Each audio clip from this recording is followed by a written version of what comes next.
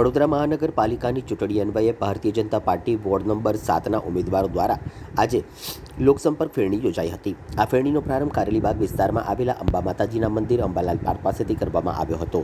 આ ફેરણી દરમિયાન ઉમેદવારો અને કાર્યકર્તાઓએ વિસ્તારની વિવિધ સોસાયટીઓમાં જઈને મતદારો સાથે સીધી મુલાકાત કરી હતી। ભાજપાના પક્ષમાં મતદાન કરવા અનુરોધ કર્યો હતો। ફેરણીનો રૂટ અંબાલાલ પાર્કથી શરૂ થઈ Nutan Maheshwari, Shamaldas park, Shri park, Ashtapad, Tulsi apartment, Alkesh apartment, ટ્રસ્મી apartment, tulip apartment, Suryadarshan apartment, Parijatak 1-2, Aryakanya વસાહત, અમરનાથ સોસાયટી અને વિક્રમનગર વિસ્તારમાંથી પસાર થયો હતો।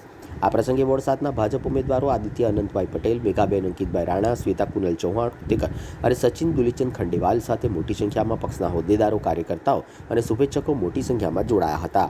આ ફેરણી દરમિયાન વિસ્તારના નાગરિકોએ ઉમેદવારોનું સ્વાગત કર્યું હતું અને ભાજપ ઉમેદવારોને સારો પ્રતિસાદ મળ્યો હોવાનું જાણવા મળ્યું હતું।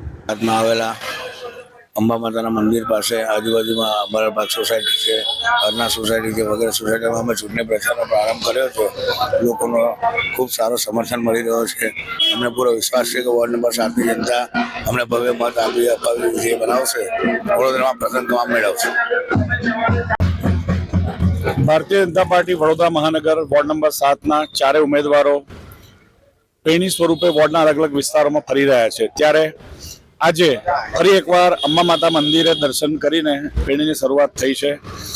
અંબાલાલ પાર્ક હોય, નૂતન મહેશ્વરી સોસાયટી હોય, શામળદાસ પાર્ક હોય, અરનાથ સોસાયટી હોય, વિક્રમનગર સોસાયટી હોય, અલ્કેશ સોસાયટી હોય, આ તમામ સોસાયટીઓમાં અમે આજે ફેરણી સ્વરૂપે સ્થાનિક સંગઠનના કાર્યકર્તાઓ સાથે ફરવાના છે અને ઘેર ઘેર જઈને જન આશીર્વાદ મેળવવાના છે।